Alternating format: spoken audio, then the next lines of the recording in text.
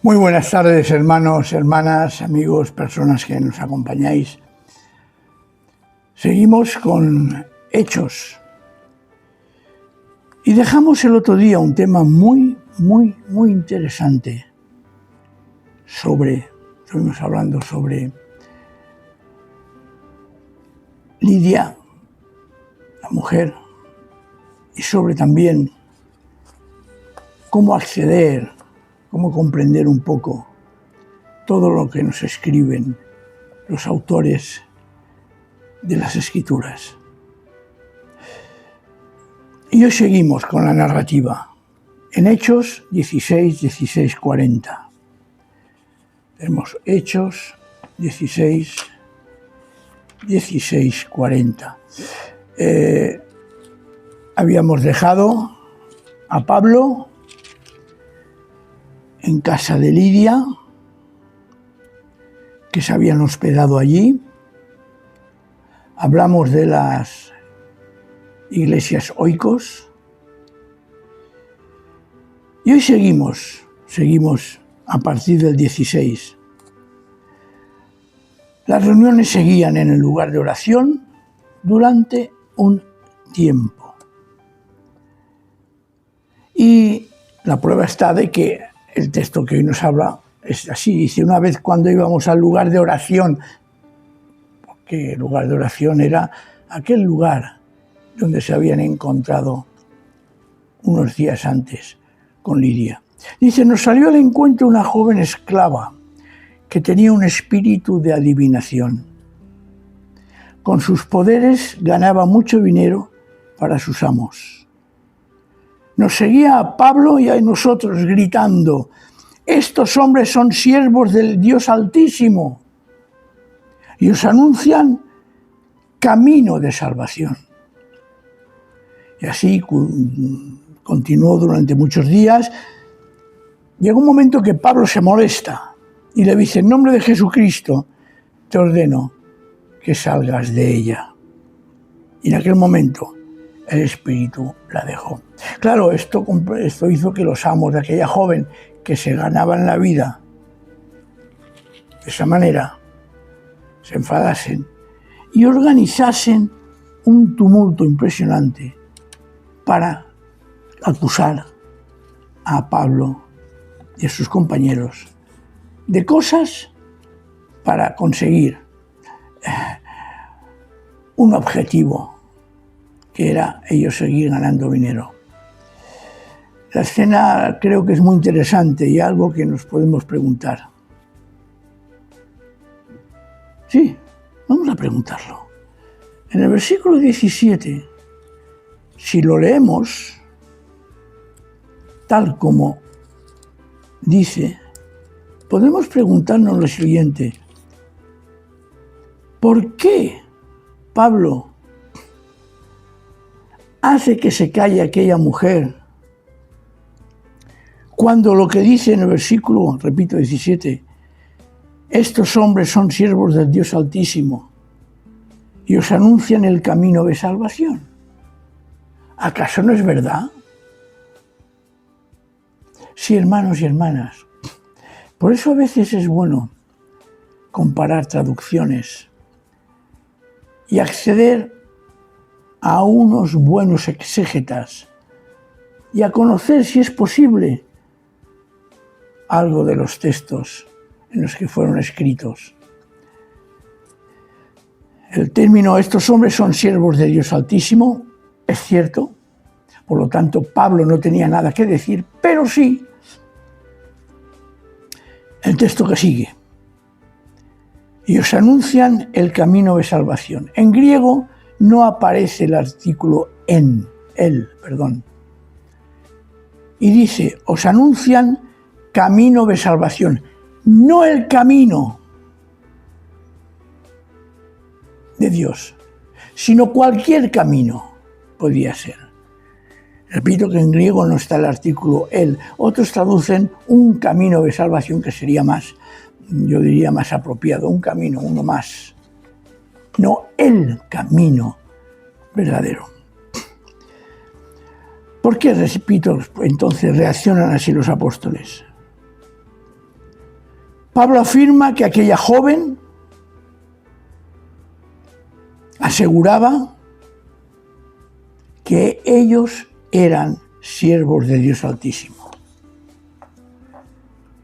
Pero añadían algo, repito, que les molestaba. Os anuncian el camino o un camino de salvación.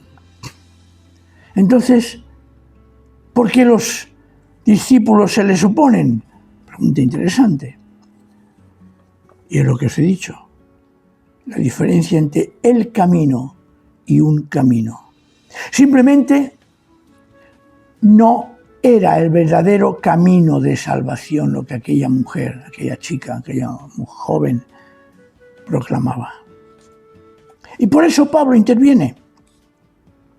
Por un lado llega a cansarse de aquella situación, nos dice el texto. Por otro, el acceso a Dios no se hace por cualquier camino. Solo hay un camino de acceso a Dios, que es el que Él propone, y no el que nosotros pensamos, ¿vale? Sino lo que Él propone. Según vemos, el único camino, si nos enseña la Escritura, es Cristo. Y entonces Dios, hemos de comprender que se manifiesta como quiere, cuando quiere, dónde quiere y a quien quiere. Y en cualquier situación, sea o no consciente la persona, y ahora lo explicaré, es Jesús resucitado el único camino. Él lo dijo: yo soy el camino, la verdad y la vida. Es un camino que es único, repito, pero que no necesariamente la persona que cree o que se salva lo entiende así. Por ejemplo, un niño pequeño que muere. Todos tenemos conciencia de que se va con Dios. Sin embargo, nunca ha conocido a Jesús. ¿Es salvo? Claro que sí. ¿Por Jesús? Claro que sí. Cristo es el único mediador. Pero aquella persona no es consciente. ¿Qué puede pasar? Que el Señor, como dice Romanos, se manifiesta en la naturaleza. Y pueden haber personas, como también dice en otros lugares, que son rectas y buscan a Dios sin reconocer, porque no lo saben, que Jesús es el camino. ¿Vosotros pensáis que el Señor los va a dejar porque no conocen conscientemente a Jesús? Yo creo que no. Nuestro Dios no es como nosotros pensamos que es. Nuestro Dios es mucho más grande, mucho más misericordioso, mucho más amante de la naturaleza y de la gente y de su creación de lo que nosotros pensamos. Nosotros somos limitados, tenemos una cabeza cuadrada, como decía la semana pasada, lleno de dogmas. Somos demasiado dogmáticos. Por otro lado, parece ser que aquella mujer, aquella chica, aquella joven, era una fuente de ingresos para sus amos por la actividad que hacía. Bueno, voy a sonreír un poquito. Estoy muy duro hoy. Llevo un tiempo en que me duele tanto lo que está pasando. Y yo soy el primero en examinarme. No vaya a ser que también caiga. Hay tanta mentira, tanto engaño, tanta cosa mala, maligna, que impide y que quiere evitar que el Evangelio se propague. ¿Vosotros comprendéis qué valor tiene o con qué valor podemos predicar el Evangelio cuando vemos gente que vive del Evangelio engañando a la gente, engañando a personas de buen corazón. Vosotros comprendéis o comprendemos cómo es posible que podamos anunciar con libertad y tranquilidad el Evangelio cuando encontramos la pederastia en círculos religiosos. Vosotros comprendéis que se puede hablar del Evangelio cuando se saca dinero de donde sea. El otro día una hermana me enseñaba un vídeo de esos que salen en TikTok, en YouTube, esos medios de comunicación social que son buenos si se usan bien. Cómo una persona lograba adelgazar a una mujer allá delante de todo el mundo. Por favor, por el amor de Dios, eso no es el Evangelio. Eso no es Evangelio. Cuando el Señor nos pida cuentas. Claro, aquí, esta chica, esta mujer, era utilizada por gente y esa gente vivía de un engaño. El Señor Jesús ya nos avisa, cuidado con los lobos vestidos de ovejas, cuidado con los falsos profetas que vienen vestidos, como os acabo de decir, de ovejas siendo lobos rapaces.